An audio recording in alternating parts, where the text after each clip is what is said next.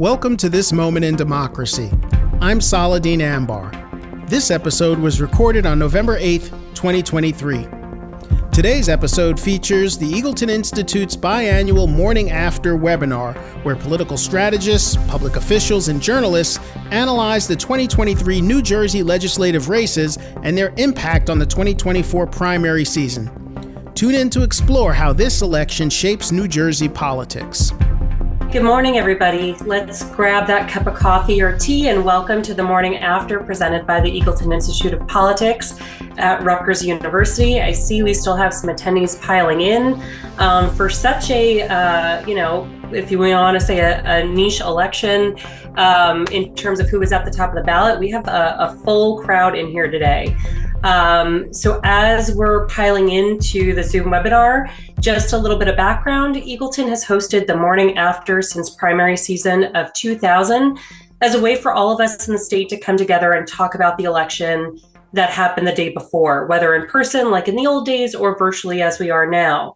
I'm Ashley Koning, an assistant research professor at Eagleton and the director of the Eagleton Center for Public Interest Polling. While I'm not the Morning After's longtime beloved and recently retired John Weingart, I am honored to be your moderator this morning, especially with such an incredible expert panel. These panelists will help us break down this election cycle's top state legislative and local races, which traditionally suffer from low interest and low turnout when at the top of the ballot. I'm also honored to be joined by my co-moderator, Sarah Samdani, an undergraduate associate at Eagleton and the editor-in-chief of the Eagleton Political Journal. I now want to turn to our panelists and hear their take on the election cycle. Before that, I will introduce each one of them. We'll then follow up their analyses with some back and forth between Sarah, myself, and the panel, and then we'll open up to questions from the audience. As always, the great thing about this webinar format is that we invite you to use the chat function to submit your questions at any point throughout the webinar. Without further ado, let me introduce our panel members here today. We have a great panel. It kind of feels like summer camp since all of them know each other, so it's like one big reunion. First, we have Jeannine LaRue. She's the founder of the podcast LaRuelist Cafe. She's also senior vice president of the Kaufman Zita group and has spent almost 40 years serving the public on policy, governmental, and political issues in the public and private sectors. In 1971, she was the first woman, first minority, and youngest person elected to public office in the 56 square mile township. Charles Stile is a political columnist with The Record. He has been covering New Jersey politics from the State House in Trenton since 1993, first with the Times of Trenton and then with The Record, which he joined in 2000, also a recent Lifetime Achievement Award winner. Colleen O'Day has spent her entire career reporting New Jersey news and has won numerous state and national journalism awards and fellowships. She joined NJ Spotlight News in 2011 and now serves as its data reporter and really is just an all-around New Jersey election guru. Stacy Schuster is the executive director of Women for a Stronger New Jersey and is a veteran political strategist and the founding executive director of Women for a Stronger New Jersey. She's worked on dozens of campaigns at the federal, state, and local level. Arlene Quiñones Perez is the equity partner at DeCotiis, FitzPatrick, Cole, and Giblin, LLP. Mrs. Perez has been involved with the elections in New Jersey for over 2 decades and has served as the Democratic chair for the Hunterdon County Democratic Party for close to a decade. Her involvement in politics ranges from working on presidential elections to local municipal races. And finally, last but not least, Matt McDermott is the senior vice president at the Zita group. Mr. McDermott is a highly respected public affairs professional with more than 25 years of public and private sector experience. Matt has served in 2 administrations, including 7 years as a senior staff member to Governor Chris Christie and held senior leadership positions in 4 state departments. Now it's time to hear all of their analyses, which I know I'm also incredibly excited to hear. Jeannine, I'm going to throw it to you first. Give us your elevator pitch of what happened last night. Well, I am so thrilled. First of all, to serve with all these people on this panel is just a joy because it's difficult because I happen to like them all. So it's not going to be that kind of energetic stuff that I like to go to 1-2 punches. None of that today. I'm just going to have my comments because I know we only have 3 to 5 minutes. So I want to focus on 3 areas that I think are important. I'm out of Trenton, as most of you know, and have been really engaged in politics here at the local level, right on up to the state level. And this year we had the first time in 35 years, think about that, a local school board election during a time when people are banning books and going after transgender kids and what parents do have a say about and what they don't have a say about. And one of the candidates who ran is someone who is kind of infamous for her anti-Semitic and also homophobic comments when she was on council, Robin Vaughn. So she's the one who pushed for a school board election and decided that she was going to run. And we had the pleasure of beating her 3-1 at the polls yesterday. It felt so great. Our first elected school board in 35 years in the city of Trenton is stellar. The current president, school board, another person who has been a part of it for 45 years, and a young guy, Larry Traylor. They all won handily. So we're excited about that. Now we go to the county race that I'd like to focus on, because I'm sure we'll hear other county areas. I happen to have had the pleasure and the honor to be one of the co-chairs of Dan Benson from Mercer County Exec, which was pretty controversial in the beginning because we thought we were going to have a primary. He won so overwhelmingly last night, but not just won, but he won with opening the tent, getting a lot of other people at the table. We were thrilled. The only statewide race, because I'm sure we're going to have some great conversations on the statewide races, but the one I want to focus on is LD11. As many of you know, not only am I Black, female, but I'm also a lesbian. And every time I saw polls about what was and was not important to voters, I got a little nervous about what they would do at the polls yesterday. We are thrilled. I am the chair of the Garden State Equality Board. We are thrilled that we had the first ever lesbian out lesbian, Luann Peterfall, who will be serving in the assembly this year. Absolutely thrilled and happy that all of her running mates did well. So I'll refrain from anything else right now, but that's where I'd like to start. Thank you so much, Jeannine. Charlie, as our one of two reporters on this panel, give us your take. Well, thank you for having me. And this is my 5th cup of coffee, so if I jump at any point and you see my socks, that's caffeine. But I would just say that we had been waiting, I guess. I think this is a really stunning defeat for the Republicans. There was a lot of this pregame hype about momentum, that there was a lot of grassroots anger that was going to kind of crest upward through from the school board races to the legislative races. That simply did not happen. That doesn't mean that they didn't, the so-called parental rights activists didn't score some victories apparently in Monmouth and Ocean County. But in terms of this kind of swallowing up the Republican Party, it just simply didn't happen. And I think the Republicans were sort of falsely hanging on to this confidence that came from 2021 when there was a backlash. They picked up 7 seats, and I think there was a lot of post-pandemic anger that they tapped and utilized to propel those victories. And I think that shaped their thinking going into this race, that anger was still bubbling like a toxic stew out there, ready to spill into this race. Anger at wind farms, anger at parental rights, anger over electric vehicles, you name it, and that this would somehow, continue the momentum and bring them closer to a majority control. And they ended up, as you know, the results sort of speak for themselves. And I think at the end of the day, what they didn't have also is that they didn't have a coherent message about the future, or vision of how they're going to govern, other than, Senator Tony Bucco did talk to me about, and others about, maybe if the Republicans close the gap in the majorities, that the state would, negotiate with the Democrats more to the center, and we'd have more of a centrist vision. But they didn't really lay it out. I think they just ran on fear and anger, hoping that would cover the day. And ultimately, didn't attract enough voters, may have repelled some, and it didn't compensate for their operational disadvantages, which I'm sure we'll talk about. That's my little spiel.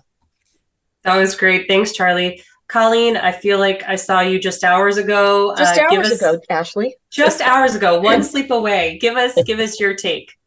Yeah, and I want to thank you for having me. I want to compliment Ashley. I think the Eagleton poll that came out just on the eve of this election really kind of maybe helped to center us because we did see all summer, it seemed like the Republicans were hammering the Democrats, and the Democrats just said nothing on the gas stoves, parental rights, all of these issues.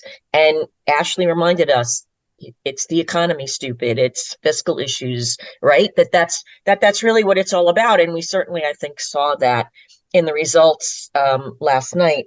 I'm just looking at the key races that we were looking at. I mean, Vin Gopal won by 11,000 votes. You know, this was supposed to be the closest race in the state, we all thought. John Berzicelli won back in the third by 4,000 votes. Now, the assembly races there are pretty close. They're still under 1,000, expecting there might be a recount. But if there are more vote by mails coming in, and there may be, those would tend to swing kind of Democratic. So I would think that the Democrats have that. 7,000 for Zwicker and 5,000 for Moriarty. So, you know, I'm not sure what we were all wringing our hands over and wondering what's going to happen. Certainly it was not the Republicans' night as we expected. And I would love to hear what Matt's going to say about that. I think that and I want to hear what Ashley has to say about this too. My take, I know Charlie has talked about this COVID backlash, but I've been wondering in terms of what we saw in 2021, if there wasn't an anti-Trump kind of vote that came out, particularly down in South Jersey in the third. Remember in 2018, we had all of those, women coming out. We think it was women, but folks coming out, and that was what drew in our 11 Democrats to Congress, and that was the anti-Trump vote. So here, I just wonder if part of 21 was a anti-Biden vote, a Trump lost vote. So I'm going to come out and vote, and those folks were not motivated. There also was not the governor's race. One thing I do want to say we don't know, and I'm really curious to see, is what the actual turnout's going to be. It looked like it was pretty similar to 2019. We don't know that yet, so that may answer some more questions, but definitely not a good night for the Republicans. Thanks, Colleen. Stacy, your angle? Certainly can't argue with that. Not a good night nationally, not a good night in New Jersey. And we had some really disappointing races and results in our legislative races. One thing that I think it's noteworthy as Republicans do some soul searching here is that at the same time, we saw some really big wins and some bright spots at the local level, the county level and the local level. I mean, we won a mayor seat and 4 council seats in Summit, 4 council seats in Westfield, where Republicans have been losing for pre-Trump. We saw 2 victories, 2 council seats in Milburn, which is a 2-to-1 Democrat town. So it's interesting, I think, reconciling the success at the local level with the disappointment and the losses at the legislative level is key to defining the path forward.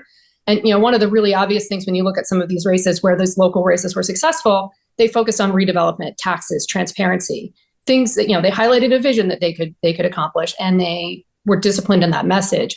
And I think looking at how we can translate that at the legislative level, I think in 2021, one of the big overarching messages was a check and balance on one-party control, and people seem to respond to that.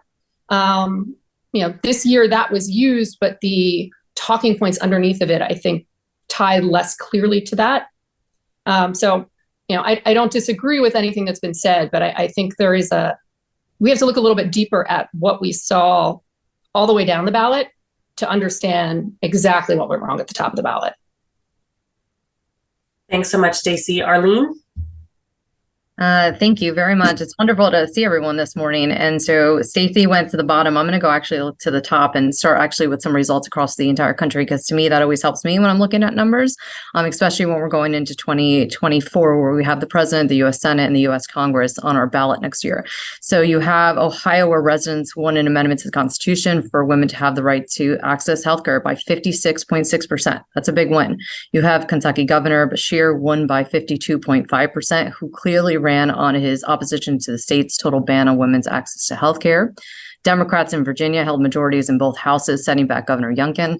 And then, of course, Mississippi held the Republican seat with a 51.8% to a 46.9% margin.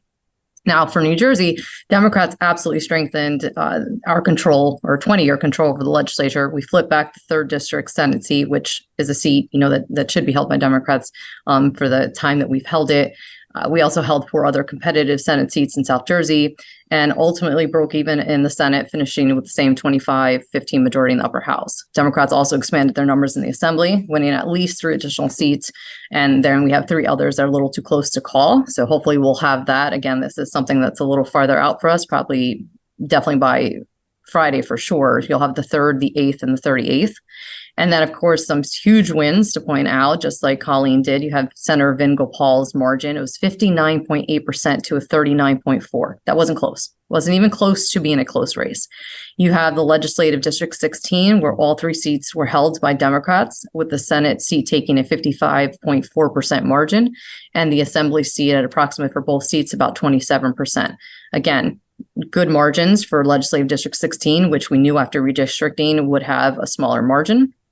And then for the first time in history, we have a Democrat in the Assembly for LD 16 who actually is a resident of Hunterdon County. That is a huge win for us in Hunterdon County. I put a plug for us in Hunterdon County. And then, of course, going into Election Day, Hunterdon County had close to 70% VBM returns in numerous municipalities across the entire county. Again, huge wins for us from a perspective of being ready for Election Day. So I would say overall, Democrats had a truly excellent election year and election cycle for 2023. I'm really proud of how we did across the entire state, and even how we did across the entire country.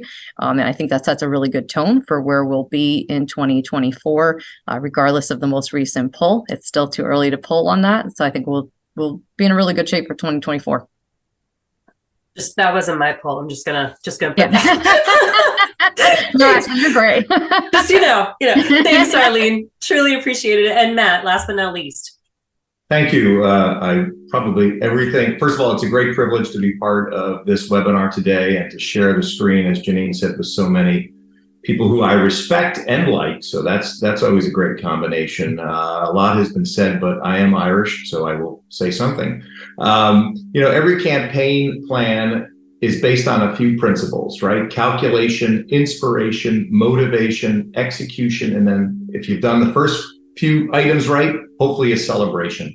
So unfortunately, from my perspective, but not maybe, last night the Democrats got to have that celebration. I think they hit every one of those principles extremely well, as has been said here today. Calculation basically is your strategic plan. Who are you as a party? What is going to be your messaging? Who do you stand for? What kind of quality of candidates do you have? Secondly is the inspiration. How do you find issues that attach to people, energize them, affect them intellectually and emotionally to help motivate them to come out and vote for you, which we saw across many districts, including LD11 in large proportion last night that I think was unforeseen. And then part of this whole big issue is execution. How do you get people to return their VBMs?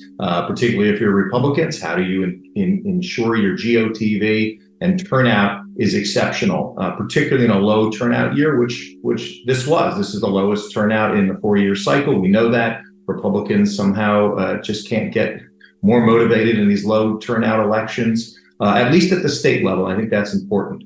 And so last night, the Democrats celebrated.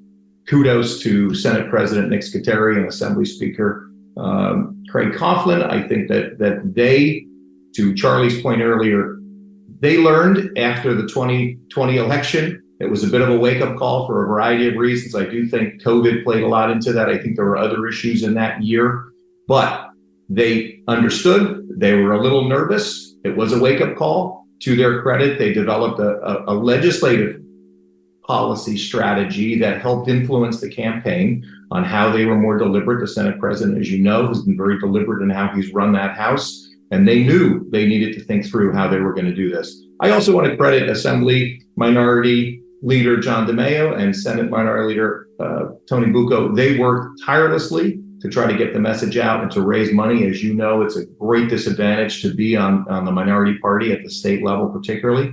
But they worked hard. They tried to get across. They recruited good candidates. And as we saw last night, best laid plans didn't really work. So at the end of the day, money matters. Campaigns with good execution, turnout really matter. Messaging matters, and quality candidates matter. But I will also say there was good news for Republicans, as Stacy noted. Really significant is the leadership from the county and local levels and their candidates getting out and taking advantage of messages. So in Monmouth County, where I live, Chairman Sean Golden and the party did a great job in ensuring that 2 freeholder commissioner candidates, I can never get that right, won by 20 points. They 20,000 votes. They did exceptionally well with an incumbent and a new candidate. At the same time, Senator Gopal was crushing it over in LD 11 and working really, really hard, which also is a reflection of what happened 2 years ago. Nobody took this race for granted. We saw that in LD 3 in John Bersicelli, who probably worked incredibly hard to make sure that what happened in 2021 did not happen here again. And again, he's another reflection of quality candidates. He was just a good name recognition. He's a smart, savvy elected official and legislator. People know him. He was a local elected official. Same with Vin Gopal. You know, it's just hard. Steve Dinesh was a great candidate. It's just hard to overcome their work, and they had a great strategy. So I think good news goes forward. As Stacy said, I think the party looking forward to 2025 and beyond, or even between, has to think about what we stand for. How do we come to, I think, some messaging that matters to most people in New Jersey on issues. Thank you. Thanks so much, Matt. Thank you. Everyone, we are making great time thanks to the stellar panel over here for keeping everything tight. Apparently, just like Charlie, we've all had our caffeine this morning. So that means we have even more time for our questions and then to get to some audience questions. I'm first going to pitch to my co-moderator, Sarah. Arlene brought up an excellent point about 2024, and I actually see in our questions somebody talking about 2025. So Sarah, why don't you lead us into our conversation? Thank you, Ashley. Just to echo you, thank you so much, everyone, for being here. It's been wonderful hearing from all of you. So my question for all of you is, considering the dynamics and results of these recent New Jersey elections, how do you think that the outcomes might either foreshadow or influence the political landscape leading up to the 2024 and 2025 elections, both in the state and just on a broader national level? I'll start. I think Matt said something key, and it was that you have good candidates. And so that and reaching out and actually touching base with voters. And so we do already know in some polling, I truly do believe, because we've seen it over and over again, if candidates continue to reach out to minority groups late in election cycles, like this Latino community or the Black community or Asian community, it will be too late. And so my theory when you're a candidate is you're a candidate before you're a candidate. You should be making phone calls. You should be touching base with people. You should be talking to voters. That is the only way you will be successful in your races. You can see it with a senator like Vin Gopal. He is excellent at it. He always does that, regardless if it's his turn to run or not. And so when you do that type of touching base with different minority groups or just constituents as a whole, you will absolutely be more successful. And hopefully we continue as a party to adapt that strategy, certainly moving forward as well. Jeannine? Yeah, I co-sign everything Arlene has said. And I think there may be a couple of elephants in the room as well, as far as the upcoming elections in 24 and 25. One is the dynamics because of the Menendez indictments. That probably has changed a lot of the landscape of what we might see next year as it relates to the U.S. Senate race. So we don't know yet how, if the First Lady does step out and then announce that she's running for U.S. Senate, that could be a game changer in a lot of ways. And it also then, because of Andy Kim, it is going to create another opportunity for a congressional race. So I'm going to be watching that. For 2025, I have to tell you, I've never seen candidates officially announcing so far in advance that they're running for governor. It's giving me a headache, and I don't even know if it's a good thing. The way politics is, things change in 48 hours.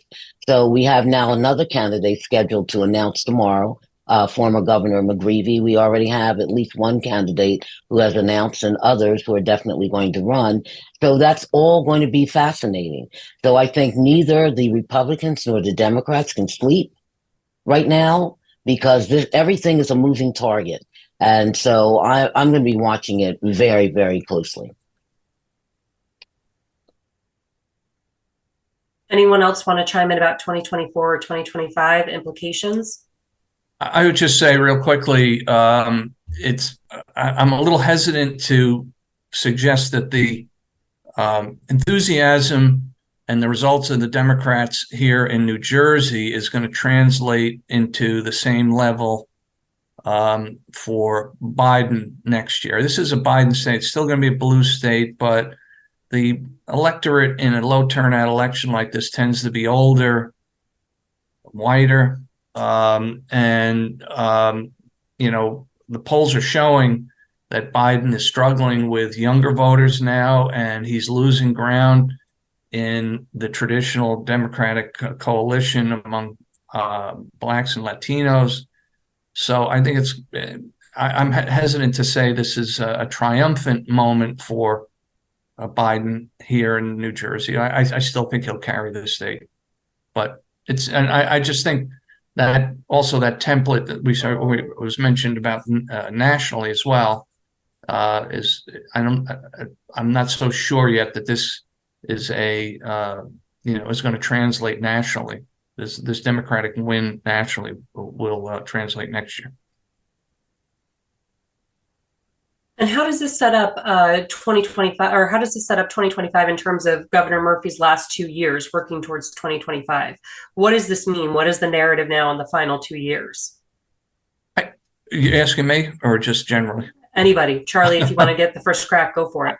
I'm still trying to get my head around that. It's very interesting that Governor Murphy struggled in his first term in negotiating with the South Jersey wing of the party when Senate President Steve Sweeney was at the helm.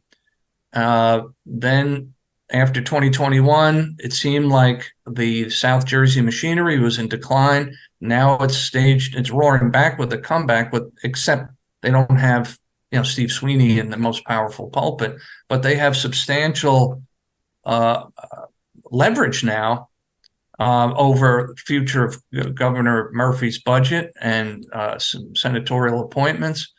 So I think that dynamic is going to be really interesting to watch. And I don't think it's going to be a cakewalk for Governor Murphy. It wasn't going to be a cakewalk anyway. It was going to be a lame duck cakewalking. It's sort of a contradiction in terms, but I think it's going to be very fascinating to watch. And then throwing into the mix of all this is potential of Tammy Murphy's Senate run. And how does that new power in the South and the governor's power over the budget and other things that the South wants, how is that all going to be leveraged into a potential nomination for the Senate? It's going to be fascinating, actually. Yep, that's a good point, and we would hope that wouldn't be something that happens. But, but sure, I mean, if Tammy Murphy is running for the Senate, and obviously Phil is going to want her to have South Jersey support, does that help them to leverage, their votes to get some things for South Jersey? As a lame duck, I mean, he should have some freedom, right? He should have more freedom because he doesn't have to worry about that election again. And one might normally expect for him to get even more progressive or try to, promote some even progressive ideas than he has in the past. But when you've got this, as I said, as Charlie noted, this, potential Tammy Murphy for Senate election, you do have to wonder what that's going to do. I think, if I may, Charlie made a couple of good points as to Colleen. I think it'll be interesting. I don't know how this person, yet affects the governor going forward. He will be in his last 2 years. The Senate comes back to start a 4-year term in January, which is significant because they're not for re-election again. Yet the Assembly is in 2 years. And so, I think particularly after the last election 2 years ago, the rate of progressive policymaking may have slowed a bit in the two chambers in the legislature. So I think you're right, Charlie. I think the question becomes, what is the governor looking to accomplish in his last 2 years as part of his legacy? Is it going to be clean energy issues? What is it going to be? Where's the legislature and where's the leadership on that going forward? The role of the South Jersey Democrats now has been essentially reestablished with a couple of big wins, and that was a question mark after the last election. With John Berticelli and Moriarty taking the two Senate seats. Clearly, LD1 and LD2 are solid Republicans, and I think they'll stay that way. They have great leadership down there. But what's that gonna mean to the governor as he sorts out his policies? And right, there's the First Lady's issue running into that as well. So, and not that, we still have the congressional delegation vote, and we have the Senator Menendez issue that how does he deal with that, and how does he work through all of this? So I think it's going to be interesting. I don't think, like Charlie, I think I'll pass on making any great prediction, but I think we have circumstances that will warrant something as we go forward that's worthy of looking at. Maybe I'm a little more positive as a county chair, I guess.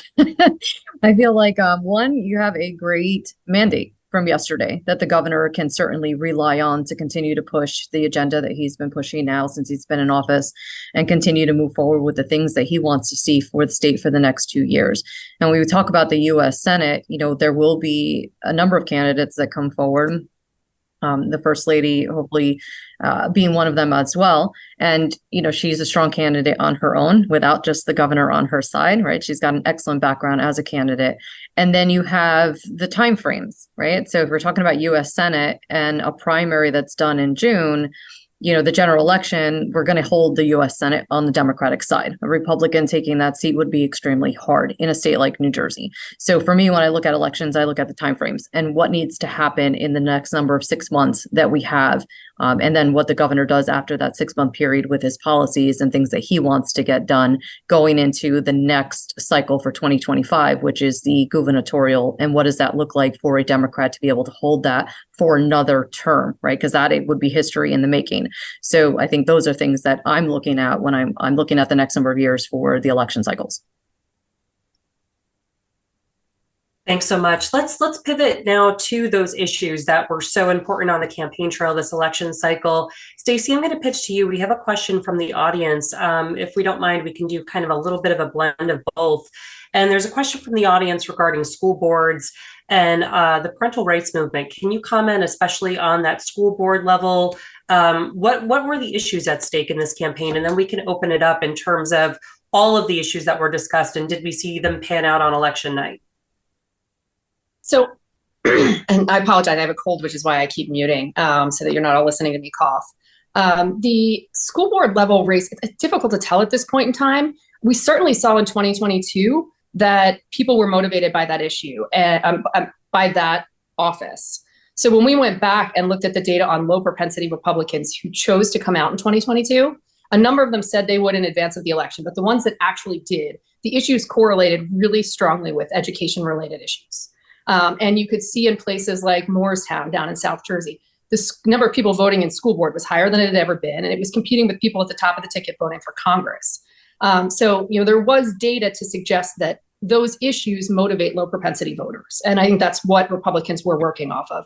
Whether or not they motivated and those voters for school board level office and it translated, it's because they're not RD marked on the ballot there. It's really difficult. I don't know the names of a lot of them for me to assess whether or not that was successful there. Certainly at the local level, the mayor and council seats that we picked up, those issues weren't ones that were being discussed. The issues focused on the issues that Republicans have won on in previous years. They were economic, they were local, and the success there was clear. And obviously it's also clear that that issue didn't serve to motivate voters, at least not sufficiently enough at the legislative level. Whether or not it did so at the school board, I just don't have the data to back it up yet. I suspect we're going to see mixed results, though. In some areas it will have been really successful, in others it will not. Let's open it up to the broader conversation of issues that have played out this election cycle. Anybody else want to comment on the issues? Obviously, as Colleen mentioned, we came out with a press release on election day regarding the issues that were at the top of voters' minds. And voters told us it was the economy and fiscal issues, which is very different from what we heard on the campaign trail. I would like to weigh in on the issues. I think what has happened, one of the things, we have a dwindling accessibility to the media. It used to be you could learn so much about candidates through newspaper articles and that type thing. And we just don't have the breadth of it that we used to have, which people tend to have to be educated. And I think on a lot of the issues that surfaced yesterday and those that people thought would surface, where they tried to tout these issues based on fear mongering, the reason it didn't work is that people have begun to educate folks on issues. The whole issue about parental rights. Once you talk to parents about their kids who may be very nervous about coming out of the closet, or who are changing their pronouns because they really feel this within themselves, but they don't know how to handle it with their parents. It's not about snatching parental rights from the parents. It's about what do we want to do that's in the best interest of the kids who are struggling. So I think that a lot of what happened yesterday, it's about educating voters. And the last thing I'll say, what I'm finding in talking with people, and I have friends on both sides of the aisle, people aren't as angry as they were before. Yeah. I mean, that could change next year, but folks are just not as pissed off as they were when you had somebody like Trump, who always had the podium. He could make all of us angry, but that's kind of calmed down. I'm sure it'll return, but that's calmed down. Thank you for putting it so bluntly. That was really what I was trying to say in my opening remarks. People are just not as pissed off as they were 2 years ago. I agree with that.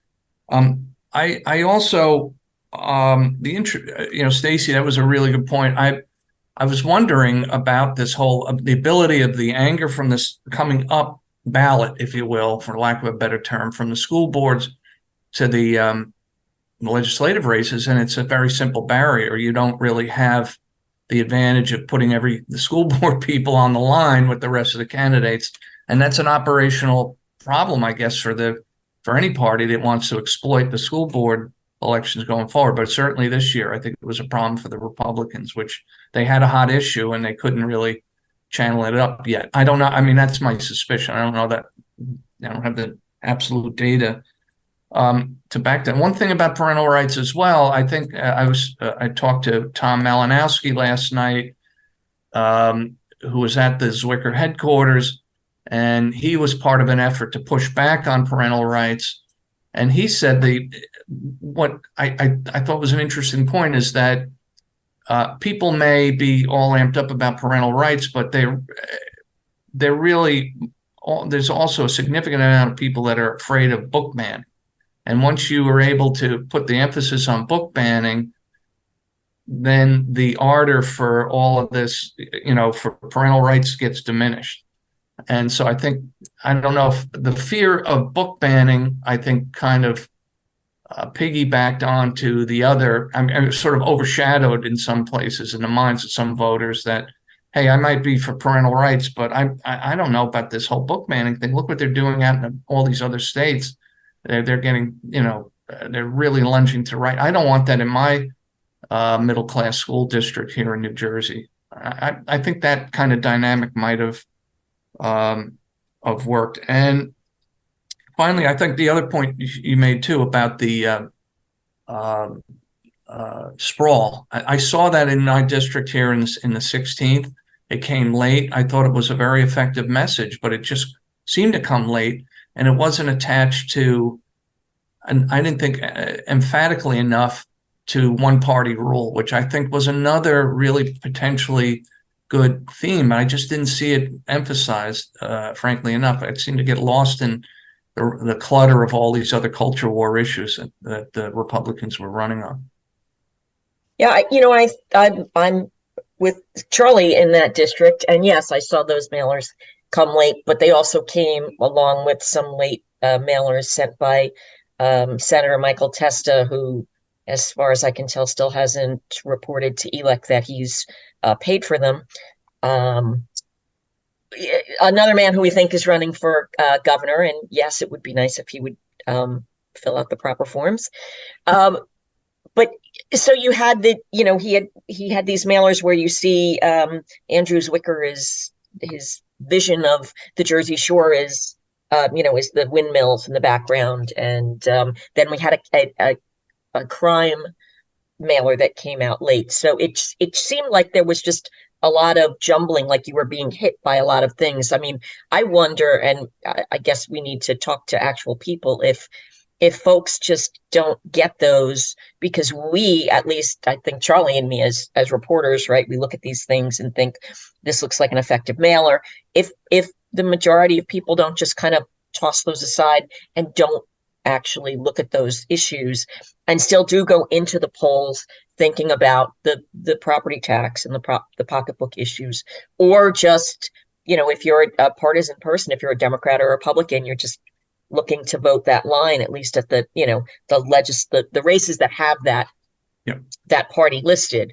I do want to note that I feel like this was the first general election where the school board race could have become tangled up with politics, which is something we had avoided for so many years by having it in April, right? That was the idea, to have those elections originally set aside because you didn't want them to become part of politics. But it doesn't seem, at least from the results we've seen so far, as I think Stacy said, and Charlie is indicating that's really kind of bubbled up or maybe even pushed down. I'd like to, I think those are some great comments. I want to go back for a moment to what Jeannine was talking about with the press, because I'm always curious. It kind of connects to what Stacy was talking about, right? So all politics is local. The Republican Party saw great gains this election at the local level. I'm noticing that a very emerging issue is about development or overdevelopment, however you want to see it, where all of these towns and all of these communities have old buildings, blighted facilities, old, commercial properties that are in need of redevelopment. They all need to make some taxable rateables, right? So it's, how do you do that? How do you manage the density issue? How do you manage the population growth that comes with it, a range of issues? But again, I think I'm always curious about what the role or lack of role of a dynamic press is. And this is, a bit of a kudos to our two reporter friends on the thing, but in towns like Summit and Westfield that have strong local media, they have a great couple of newspapers there. People read those papers. They're part of your community, right? It's a fixture. Where does that end? And of course, we have two sets of races this legislative season, right? We have a state race, and then we've got the county and local races. And there are a little bit of a difference there, and you are appealing. It's so much easier, I think, for a local elected official or a candidate to touch people and talk about same issues. They live in the same community. If it's the right message, I think it's very effective. But, the further we get away from the constituent, the harder it is to capture their attention. Anyway, so I'm just always curious. I don't have an answer, but I think part of this is, where is the press in this? Where is the lack of local media helping or hurting our candidates and our process? And I think that's just something we always have to think about. How do we get that message out? Just a couple of notes. Just a couple of notes, because I do want to hear from our reporters, Charles and Colleen, in terms of their take. I think some things to know. I mean, I want to say it's about a 23% turnout, right? So when you say that people aren't pissed off, they're not. I mean, 23% is not a good turnout for an election year. We knew it was going to be low. It's the top of the ticket is Senate, Assembly. Yes, right. But that still shouldn't make any of us proud. That's not a good turnout number for any state in our country. We should want people to come out and vote. In terms of, I am a parent of 3. I want to make sure that when we put people on the school board, it doesn't matter if it's a D or an R. It matters that it is a person who cares about making sure our children are taught and educated with what is essential and important to them as they continue to grow, right? So I never want to see a line that entails, assembly, senate assembly, local candidates, and a school board. That to me is never how we should be in New Jersey or in this country. And so local races, what we definitely need are newspapers and reporters able to tell us a little bit more about what these candidates stand for, especially on a school board level. Because when we don't have that, then we do have, and I will say this as a Democrat, Republicans, certainly in Hunterdon County, that have taken advantage of this opportunity for the last number of election cycles where they have literally infiltrated and taken pictures and sent out mailings together where they are running as a line for a school board. To me, that's inappropriate. That should never happen. It's something that we have very much shied away from, even when we are requested to do so. It's not where we belong. It is parents and neighbors helping to educate our children and creating policy that is important for our kids. So, if we have reporters that are able to help us more on certainly a school board level, that would be essential to making sure that that does stay separate and apart, right? People can get out their message in another avenue rather than having attached to a party in order to get their message out. So just some things to note. I mean, the school board is such a difficult issue to deal with. Because if we don't start to utilize these avenues on the Democratic side, Republicans will continue to put very right-wing people into the school board. They already have over the last number of election cycles. We have seen it. And yes, when people take the time to explain the position that no, we are not in favor of book banning, but sometimes it's hard, right? Unless a reporter is getting that message out that this particular candidate stands for book banning, how do people know that? We were lucky that we could say, hey, we know a neighbor that knows this neighbor. They're good. They'll be fine on the school board, and be able to get that message out for them just to try to help. But at the end of the day, it would be nice when we have local information to be able to have those avenues available for citizens when they're going to vote. First of all, I totally agree with all of that analysis. I will say, though, on parental rights, there was some really, I think, excellent reporting all around by my colleagues. The record, we tracked it very well. There was an excellent piece in Spotlight by a young reporter, Hannah Gross, who actually went out and videotaped interviews with transgender youth who are in the crossfire of this issue, and I think that was really excellent. Really brought the issue home for anybody who watched that. So there was great stuff. Marianne Carruth, who from my paper I thought did a very nice job, and others. I'm not leaving anybody out deliberately. So I think it is really. I think what Arlene mentioned, the real problem is, I think, the local level.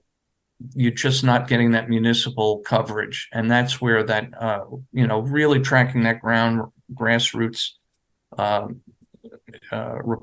activity is really important. I come from a tradition at the Princeton Packet when I started in the 80s. That was a paper this thick on Thursdays. We covered everything, and now there's one reporter for the whole region. So it's really pathetic. And I don't profess to have any answer to that. And I told Jeannine the last time I was on a Zoom, she brought up this issue about the press, and I told her she should give me some time to get some antidepressants. So before we have this discussion again, and you jump me. Well, you know what though, Charlie, let me just say this, and my passion, I always wanted to be a reporter when I grew up. I mean, I was an English major and I was an English teacher and I was a stringer back in the days. And I remember when I served on the school board and on council, one of the things that we as elected officials prepared for between meetings, we knew when we walked into the room, there were going to be about 5 or 6 reporters sitting in the back of the room and just leaning in on every word we said. They had our packets before we did. And now, quite frankly, people can sit up there and say anything in public meetings and vote anyway, and there's almost nobody watching. And it has changed the dynamics tremendously, and I don't think for the better. Yeah, I mean, I wish we had an answer. I know Charlie, probably everyone on this Zoom. But yeah, it's a problem with what's happened. Before I was at Spotlight, I was at the Daily Record for most of my career, more than 20 years, and we covered every single school board race, every single municipal race. You called every single candidate. This year, we were part of a project with a number of other outlets across the state and some freelance reporters through the Center for Cooperative Media at Montclair, which is trying to promote hyperlocals and joint projects. And we tried to give a candidate's questionnaire. This was just at the state level, because getting to the municipalities would be, it should be done, but you'd need really like an army full of reporters. But of the 240 plus candidates running for legislature, only 40% even returned those. So most people didn't, and that's Democrats and Republicans, and incumbents and challengers, didn't think it was necessary to even answer. And that, this is I think if you look at it, it was clearly, very unbiased. It was questions about who you are, tell us about your personal and political background, and then 3 issues questions. And then finally, say what you think the biggest issue. I don't know how you could, offer somebody more of an opportunity to just kind of say your piece. And we only had 40% response. So the whole thing, I think, is problematic, and I'm not sure if we can solve this. I think we would be subject to getting a Nobel Prize or something. I don't know, but it's a hard problem. Any chance we're solving that by 12:15? I also think there's this sense of the people in political establishment feel they don't really need the press anymore. They have these other social media outlets. I haven't checked this, but I understand the Republican candidates in the 11th district didn't even allow reporters in on the victory celebration in Monmouth County last night. To me, that's just an attitude. It's like, we don't need the press. We don't need coverage. We don't have any. We have our own ways of getting the message out. Thank you for showing up. There's a door. I've never heard of such a thing. I've never heard of any candidate not opening their doors on election night to the press. Charles, you hit something key, and it's social media. We should not be relying just on social media for our news on candidates. And that should not be the form, because you see it, especially on local races and on the school board races, we saw a lot of it.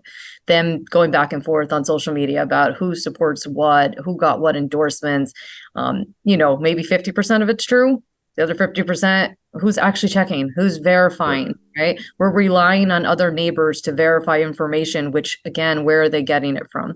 So concerning. Social media is absolutely concerning, especially in terms of how much disinformation is being allowed out there and put out there, sometimes purposely, just to dissuade voters from voting, or voting, obviously, for a particular candidate. That's exactly right. By the way, I think the key is the key. We have all these sources of information. What's credible? And I think that's where we go back to the media, back to local media, where we have this sense that it's credible reporting that all the outlets are doing, particularly at the local and state level. And I think that's important, Arlene. It's exactly right. Because who's putting these, remember the old days, it was a blogger? Who was that? That wasn't a reporter necessarily. It was somebody blogging. No disrespect to anybody who does that. Is blogging still a thing? I don't know. But I think you're right. It's about credibility of information as much as it is just information, right? Because now somebody has to sift through all of that. But that's why we rely typically on the trust we have with local journalism. So why don't you lead us into a question about not just the issues, but also some subgroups that could have been important last night, and also, of course, going forward. Yeah, thank you. So a lot of your responses were very insightful. So thank you. And for me specifically, as a college student, I'm very aware of the low voter turnout with the younger demographics. And so I was wondering what you all thought were specific issues that would make it more likely to encourage and motivate more young people to come out and vote. And just also more broadly, how would you describe the youth voter turnout, as well as turnout for specific subgroups like Latino and Black voters? I'd like to. No, Jeannine, please. I'm just going to say. I'm just going to do a quick thing on what we did here in Mercer County, which I thought was brilliant. Dan Benson, very early on, said he wanted to open the tent for more people to get engaged in this process. And we set up what we called affinity groups. So we had young people we called them Benson backers, and we called them Young People for Benson, Pride for Benson, African Americans. We had something like 11 subgroups, and those groups actually held house parties or meet and greet over the period of the spring, the summer, and the fall. And I have to tell you, even at the victory party last night, it was reflected by who showed up in the room. Lots and lots of young people were there. Lots of people of color. I mean, it just was amazing that process worked. And when we look at the database of how many people, we kept tabs of the numbers over the course of the campaign, how many new folks we touched from the spring until last week. It was amazing. So we did, and it takes work. Affinity groups, it takes work to get all that coordinated, but it did work for us. I love this morning after panel, and yet I haven't had time or haven't gotten the numbers yet to really be able to dig in to see what was Black turnout, what was Latino turnout, what was Asian turnout, what was young turnout, right? We don't know that until we actually dive into the numbers. And for me, it's all about numbers. They don't lie. And so it's nice to hear what Mercer County did with Jeannine and having those, again, I said it before, reaching out, that is key. Having a candidate that is willing to open the tent to make sure that they tap into as many people as possible, whether that's young, Black, Asian, Latino, that's what we need in order for people to feel engaged. Again, that's why I do believe the polling that's out there on the federal side, and it's that you don't have those groups engaged right now. They're not either paying attention or they're not paying attention, let's say. And again, like we talked about voters not being pissed off, they're not, right? People are very focused on their lives and the things that they have going on. And so we saw low voter turnout yesterday. It's going to take a candidate and candidates on both sides to really tap into different minority groups and young people to see how they can get them engaged. And it's something we try every cycle, and sometimes it happens too late. You cannot wait to do this. And so I think Governor Murphy has done a good job of it. You also have Chairman Leroy Jones, who has really brought in the tent for the Democratic Party and made sure that there are caucuses now that are touching every possible demographic in New Jersey that you can. And I see that as a county chair, and I see it with him doing it with the Latino community, Black, Asian, veterans, young. They are really doing a good job of having these caucuses and trying to get people to really come into the fold and know what the Democratic Party is about. So again, I'm looking forward to what this next cycle looks like, because I think we're doing the lead work. I just like to add to that. I after 2021, the Democratic Party pivoted away from more progressive social issues that might appeal to younger voters and people of color, and put the emphasis on affordability. I mean, pocketbook issues. They rung up the biggest rebate check program in the history of the state, and it promised it's going to come in subsequent years, even though I'm not sure the money's going to be there to sustain. I don't think it's going to be there. I wouldn't bet the farm on Stay New Jersey. And there was a noticeable absence of things that issues that might appeal to kids in this election. I got kids. I'm just showing my age here a little bit, but I mean, there was no discussion about DACA or immigrant issues, social justice issues, any of the concerns that were raised by the post-George Floyd moment wasn't there. This was strictly an attack at the kitchen table. Right here in the 16th district, you had one of the most progressive members, Andrew Zwicker, and his team literally sitting around the coffee table without Danish, talking about, the future of New Jersey, and making themselves look like ma and pa voters, not necessarily appealing to young kids, but to older voters who tend to vote in and suburban voters who tend to vote in low turnout elections. Yeah, The other thing that goes along, and then Colleen, I'm gonna shut up. Sure. No, go ahead. But I just want to say this because I know people get tired of hearing me say these things, but it matters. It also matters how we show up. I mean, look at the screen. When I started on this road, 1982, coming to the morning after, and I was within JEA, and in my mind, people who did the spinning the morning after, they were all white men. I remember coming to Eagleton for years and listening to people analyze what happened during the election. And it was, unless it was Ruth Mandel, it was all white men. Look what you put together here today. I mean, I might be the oldest one on here. I'm 73. I'm an old fart. I think I'm a little bit older than Charlie. You got black folks, Latina, you have Dems, you have Rs, you have women, you have all of this on here. And how we show up and engaged in this forum, it does matter. And so I just wanted to throw that out there because, we started out with almost 150 people watching this, and we still have just about 130, and they are seeing a picture of what New Jersey looks like. Sarah, years ago, it would have been a young white male student throwing out these questions. We've got to stop it. And I love what you've done here today. This is how we change the trajectory of where we're going in this country. If I could just add to that, I think from a candidate perspective, that matters too. And that's part of my organization, Women for a Stronger New Jersey. It is designed to help get a more diverse cadre of candidates in the Republican Party. And we've seen more of that. And it'd be interesting, I think, to go back on this election. Arlene mentioned that the data's not there, and it'll be a while before it really is, solid and able to dig into. But, there are places where we ran really young candidates that we typically don't have. Deirdre Koksar in Cranford, who looks like she may have won. What were people like her more likely to show up in that election? Because I think part of inspiring people is your story relating to theirs or your life experience looking like theirs. And if we're going to dig deeper into these different groups of people, we need to have people that reflect their communities running for these offices. So I think that's a critical part. You got a young candidate, at least statewide, or a legislative candidate in the 16th as well. In Ross Traphagen, my son actually went to high school with him, which kind of had to make me pause.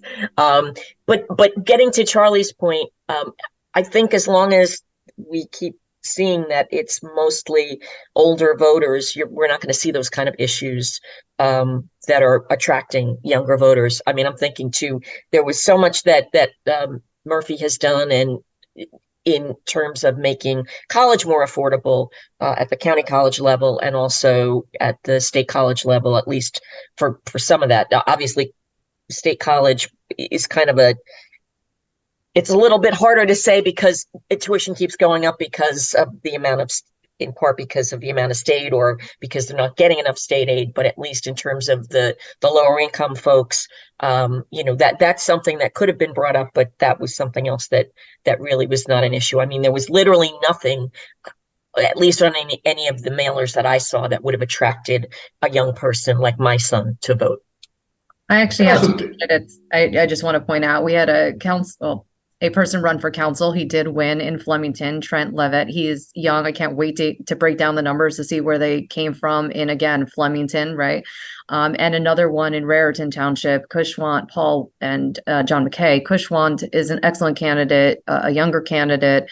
And of course, Raritan for us is a more difficult municipality to win because the numbers are just not there yet. However, they did move the needle, and that is a key to us. And it's what we've done in order to make sure that we can take seats like the LD Senate seat and the LD Assembly seats. So really proud of these candidates, but I just can't wait I'm so sad, but I can't wait to dig into the data and see what it tells us about who these voters really were. And again, how we use that information for next cycle and leverage it really to help us win. I have one final quick question about the youth vote. I mean, I wonder how much the Democrats appeal to emphasis on abortion and the warning about the Republicans. If they win, they're going to come in and roll back reproductive rights, how that appealed to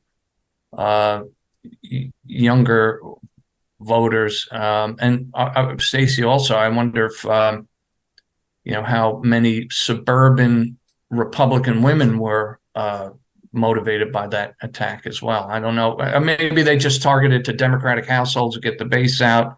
So be it. But I'm just curious about that question. In places like 16, where you've seen a shift of what used to be a behavioral Republican to a behavioral Democrat, I too wonder how much those things affected it. And I'm not sure that people bought the intellectual argument that someone's going to ban abortion here in New Jersey. But I think that at some level, we have women who we target that to, who are offended by the idea that they don't care about the woman in Alabama, that this is just about New Jersey. Right. And it's the issue itself that is a motivator. So I think that will be interesting to look at, and that won't be something that's obvious from data on who turned out. But it's clearly something that it affected a universe of people. And in 16, it's a great example of, Ross Trothagen, the young gentleman that Colleen was talking about.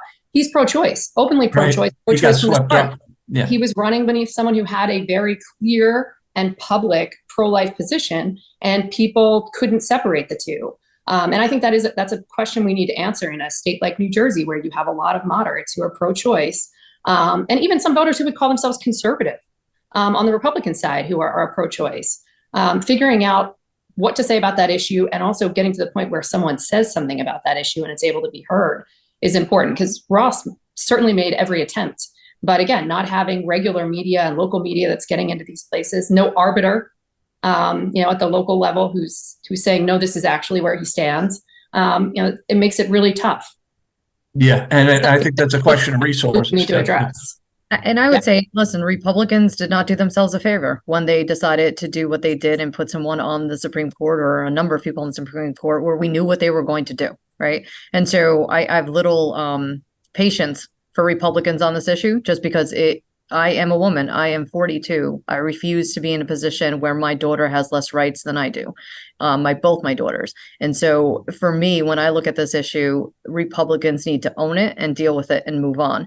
And so if we as Democrats need to push very hard, because there are bills, even in New Jersey, where they are trying to limit access for women on healthcare. That's unacceptable. While I don't think they'll ever be able to pass, it's still unacceptable. You don't ever get the right to tell me what I get to do with my body on any day. And so I think this issue is one that Democrats should own and use, and make sure that we continue to safeguard women in every respect when it comes to what they can do with their bodies and their healthcare. Everybody, I would love to talk for another hour, but we probably all need more caffeine at this point. This has been such a lively conversation. Everybody give me literally a one sentence takeaway. I'll go around, and as we wrap up, Jeannine, I'm going to go with you first. The only thing I'll say is the results that came out of yesterday, don't judge the future based upon those results. Anything can happen moving forward. Very wise, Matt. That's a good one.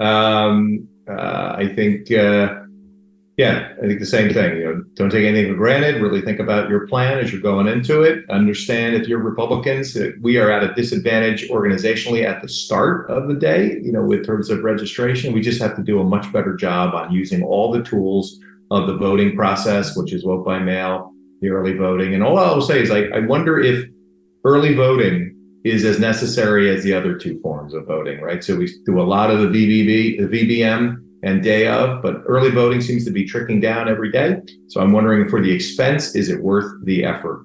And just really focus on vote by mail and same day. Great points. Colleen. Yeah, that's a very good point. I would say, kind of as Jeannine said, a day in politics can be a lifetime. Anything can change. So certainly going forward, I don't think the Democrats can rest on their laurels. Next year, I agree with, I forget who said it, but that if we don't have a Democrat in the Senate, that would be shocking. But it's going to be an interesting race for the primary coming up to that. Great. Charlie. I think, very quickly, the vote by mail dilemma for the Republicans again shows the everlasting ghost of Donald Trump and his conspiratorial and reckless rhetoric from 2 years ago. It's going to be a while before you shake that out. And I'm also relieved that no trans kids were harmed in this debate over parental rights, that it didn't heat up to the point where some kids may have been attacked. And that might sound a little hysterical, but I live in Princeton, and there was a swatting incident here at the Bayard Rustin Center that had them really frightened for a couple weeks. So there's my takeaway. Thanks, Charlie. Stacy. I would just echo what Jeannine said, and in particular for Republicans, I think a lot needs to be done to look at the results and what they need to learn, the same way Democrats did in 2021 on their legislative losses. I think Republicans need to take a hard look at what happened this cycle and what they need to do moving forward, and use some of the bright spots this year as a guiding principle there. Thanks so much. And Arlene. I just think that we as a party, and I'll speak for Democrats, we need to continue to engage certainly the Latino community as we're going into 2024. They will be absolutely necessary here in New Jersey, but across the country, to ensure that we actually hold that seat for President Biden, if he is, of course, our nominee. But I think that that's a key piece that we all need to be very focused on, because it's going to matter for us. Thank you so much to our incredible panelists this morning. Thank you to all of you. Once again, this is the morning after. Thank you. A huge thank you to my co-moderator, Sarah. And we hope you join us for future events, and go read some election and results and have another cup of coffee. Thank you so much, everybody. Have a good morning. Today's podcast has been brought to you by the Eagleton Institute of Politics. Eagleton is a nonpartisan research unit of Rutgers University, New Brunswick. This moment in democracy was made possible in part by the generosity of Gerald and Kiko Harvey and Eagleton's many supporters. To support Eagleton's work or sign up for its newsletter, click the links in the description. Please help us support the work we do at This Moment in Democracy. Visit our podcast page at eagleton.rutgers.edu to learn more. We want to hear from our listeners. Email us at podcast@eagleton.rutgers.edu to send in your comments about today's episode or suggest topics that you want to hear about.